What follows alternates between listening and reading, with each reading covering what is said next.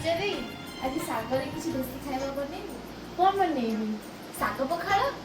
ହଉ ଠିକ ଅଛି। ଫୁଲର ସହରେ ଘରଟେ ତୋଳିଛି, ଫୁଲର ସହରେ ଘରଟେ ତୋଳିଛି। ତୁ ଆସିବୁ ବୋଲି ପ୍ରିୟା, ତୁ ଆସିବୁ ବୋଲି।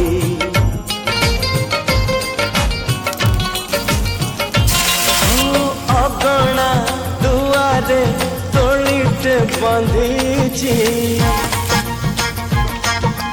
ଅଗଣା ଦୁଆରେ ତୋଳିଟେ ବାନ୍ଧିଛି।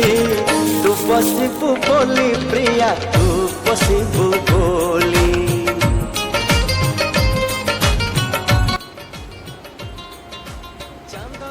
କେମିତି ହେଇଛି? ବଢିଆ ହେଇଛି।